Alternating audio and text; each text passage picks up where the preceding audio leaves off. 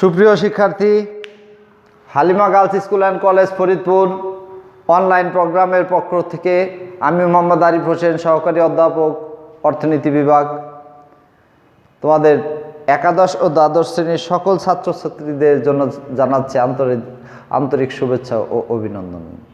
আশা রাখি তোমরা ভালো আছো, সুস্থ আছো।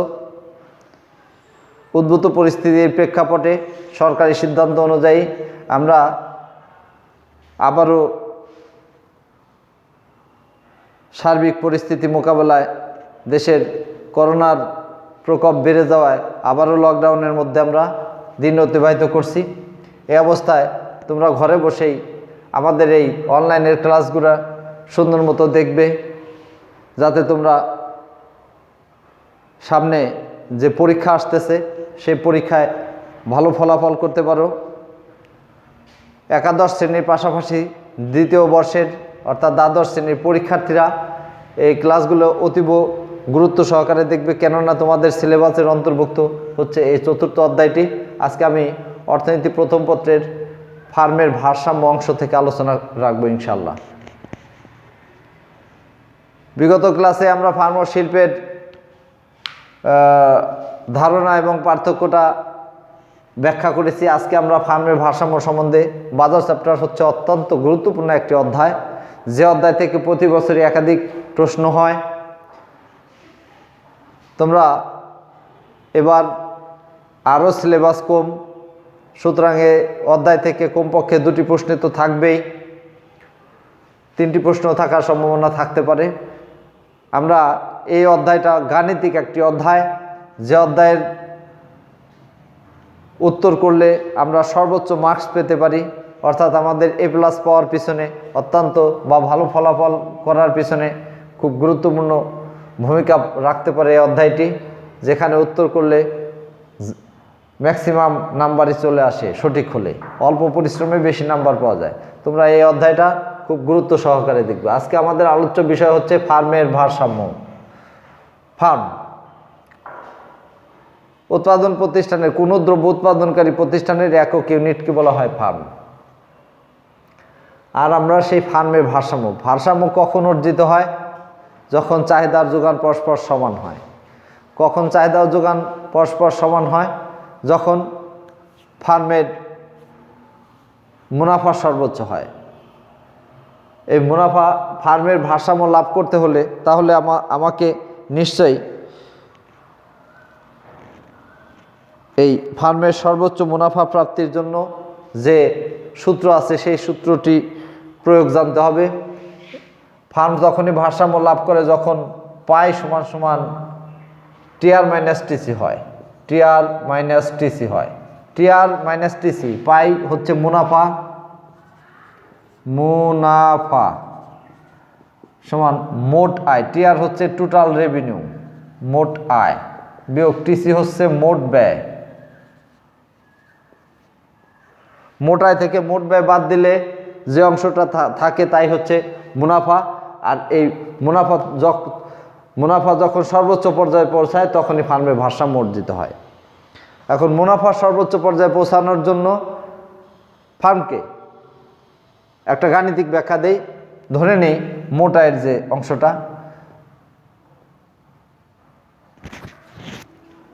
5 জন শ্রমিক কোনো কারখানায় নিযুক্ত আছে। 5 জন শ্রমিকের আয় হচ্ছে 500 টাকা। 5 জন শ্রমিকের পিছনে ব্যয় হচ্ছে 400 টাকা। এরপরে আরও একজন শ্রমিক নিয়োগ দেওয়া হলো, যে অবস্থায় আমার শ্রমিক সংখ্যা গিয়ে দাঁড়ালো 6 জন। 6 জনের আয় হচ্ছে 550 টাকা। 6 জন শ্রমিকের পিছনে ব্যয় হচ্ছে আমার 450 টাকা। তাহলে এই যে বাদ দিলে 550, 450, 100 টাকা। এই 100 টাকাই হচ্ছে আমার, অর্থাৎ তার পিছনে ব্যয়, যে পরিমাণ ব্যয় হচ্ছে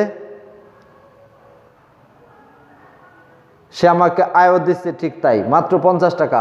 5 জন শ্রমিক আয় দিত আমাকে 500, এরপরে 6 জন বৃদ্ধির দরুন আর মাত্র 50টি টাকা আয় দেয়। 5 জন শ্রমিকের ব্যয় পিছনে ব্যয় ছিল আমার 400 টাকা, আর আরেকজন শ্রমিক বৃদ্ধি পাওয়ার জন্য তার পিছনে ব্যয় হচ্ছে আমার 450 টাকা, তার মানে তার পিছনে ব্যয়ও 50 টাকা। যেখানে আয় আর ব্যয় পরস্পর সমান হয়, সেই আয় আর ব্যয় পরস্পর সমান অংশটাই হচ্ছে, অর্থাৎ এই যে 550 450 আমার যে ব্যয় আসলো 50 টাকায়, 50 টাকাই হচ্ছে আয়ও আমার 50 টাকা, ব্যয়ও তার পিছনে ব্যয়ও আমার 50 টাকা। সুতরাং এমআর আর এমসি অর্থাৎ 50 টাকা 50 টাকা। সে অবস্থায় আমার ফার্মের মুনাফা সর্বোচ্চ হয়। মুনাফা কখন সর্বোচ্চ হয়? মুনাফা সর্বোচ্চ হওয়ার পিছনে 2টি শর্ত পূরণ হয়।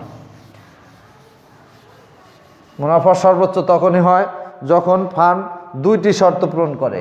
1 নম্বর শর্ত প্রয়োজনীয় শর্ত। প্রয়োজনীয় শর্ত প্রয়োজনীয় শর্ত বলে ফার্মের প্রান্তিক আয় আর প্রান্তিক ব্যয় পরস্পর সমান। এমআর আর এমসি পরস্পর সমান হতে হবে।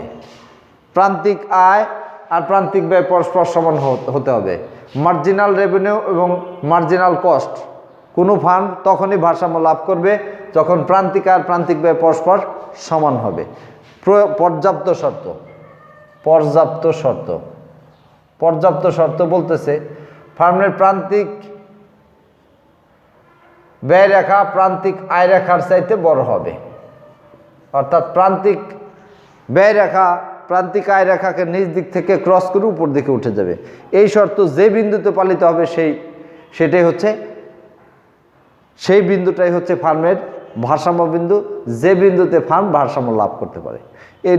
এই ব্যাখ্যাটি, এই যে শর্ত যুক্ত যে ব্যাখ্যা, সেই ব্যাখ্যাটি একটি চিত্রের সাহায্যে ব্যাখ্যা করা যায়। চিত্রে ভূমি অক্ষে উৎপাদন এবং লম্ব অক্ষে ভারসাম্য দেখানো হয়েছে, বা দাম দেখানো হয়েছে, বা আয় দেখানো হয়েছে, বা ব্যয় দেখানো হয়েছে। ধরে নিলাম পুনঃপ্রতিযোগিতামূলক বাজারে ভারসাম্য দেখাচ্ছি। যে অবস্থায় ফার্মের দাম রেখা প্রান্তিক আয় রেখা গড় আয় রেখা পরস্পর সমান,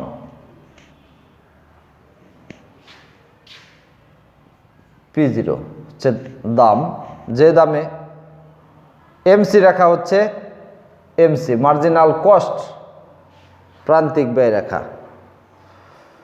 প্রান্তিক ব্যয় রেখা প্রান্তিক আয় রেখাকে প্রান্তিক ব্যয় রেখা প্রান্তিক আয় রেখাকে 2টা বিন্দুতে ছেদ করছে, একবার এ বিন্দুতে একবার বি বিন্দুতে। সুতরাং ভারসাম্যের প্রথম শর্ত অনুযায়ী ফার্মের ভারসাম্য হচ্ছে 2টি, এমআর আর এমসি পরস্পর সমান। এ বিন্দুতেও এমআর আর এমসি পরস্পর সমান, বি বিন্দুতে এমআর আর এমসি পরস্পর সমান। এখন আসলে ভারসাম্য বিন্দু কোনটা সে নির্ধারণ করার জন্য আমাকে পর্যাপ্ত শর্ত অর্থাৎ দ্বিতীয় শর্তে যেতে হবে। প্রান্তিক ব্যয় রেখা প্রান্তিক আয় রেখাকে নিচ দিক থেকে ছেদ করে উপর দিকে উঠছে। এই বিন্দুতে দেখা যায় প্রান্তিক ব্যয় রেখা উপর দিক থেকে ছেদ করে নিচের দিকে চলে আসছে। অতএব এই বিন্দুতে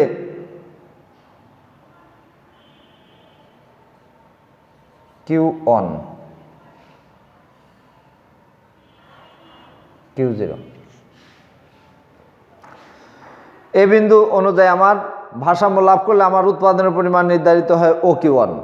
বি বিন্দুতে ভারসাম্যের 2টি শর্তে পালিত হয়, অর্থাৎ ফার্মের প্রথম শর্ত প্রয়োজনীয় শর্ত যেটা এমআর আর এমসি পরস্পর সমান, এবং দ্বিতীয় শর্ত এমসি রেখা এমআর রেখাকে নিচ দিক থেকে ছেদ করে উপর দিকে চলে গেছে কেবলমাত্র বি বিন্দু দিয়ে। সুতরাং বি বিন্দু হচ্ছে উৎপাদনকারী ভারসাম্য বিন্দু, যে বিন্দুতে প্রান্তিক আয় প্রান্তিক ব্যয় পরস্পর সমান, এবং এই বিন্দুতে গড় ব্যয় এসি অ্যাভারেজ কস্ট ও পরস্পর সমান, যেই কারণে ফার্মের প্রান্তিক আয় আর প্রান্তিক ব্যয় পরস্পর সমান হয়, এবং পর্যাপ্ত শর্তে এমসি রেখা এমআর রেখাকে নিচ দিক থেকে ক্রস করে উপর দিকে চলে যাওয়ায় ফার্ম বি বিন্দুতে ভারসাম্য লাভ করলে। অতএব বি হচ্ছে উৎপাদনকারী ভারসাম্য বিন্দু বা ফার্মের ভারসাম্য বিন্দু, যে বিন্দুতে ভারসাম্য উৎপাদনের পরিমাণ হচ্ছে OQ0 এবং ভারসাম্য দাম হচ্ছে OP0। একটি নির্দিষ্ট প্রতিষ্ঠানের একই দামে পণ্য পাওয়া যায়, একবার OQ1 একবার OQ0 তা কখনোই হতে পারে না। সুতরাং বি হচ্ছে উৎপাদনকারী ভারসাম্য বিন্দু, যে বিন্দুতে ভারসাম্য উৎপাদন হচ্ছে OQ0 এবং ভারসাম্য দাম হচ্ছে OP0। এই হচ্ছে আমার ফার্মের ভারসাম্য অংশটা, যে অংশটা ধারণা না নিয়ে কখনোই আমরা পূর্ণপ্রতিযোগিতা এবং পূর্ণপ্রতিযোগিতামূলক বাজার এবং একচেটিয়া বাজারে প্রবেশ করতে পারবো না।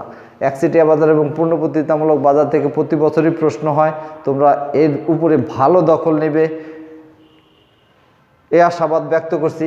তোমরা সামনের দিনগুলোতে সঠিক মতো পড়ালেখা করবে।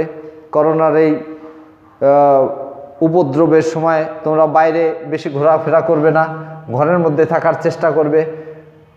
বাইরে যদি একান্তই যেতে হয় তাহলে মাস্ক ব্যবহার করবে, পরিষ্কার পরিচ্ছন্ন থাকবে এবং স্যানিটাইজার ব্যবহার করবে। সুস্থ থাকো, সুন্দর থাকো, আল্লাহ তোমাদের সহায় হোক এই প্রত্যাশায় আজকের মতো ইতি টানছি। ধন্যবাদ সবাইকে।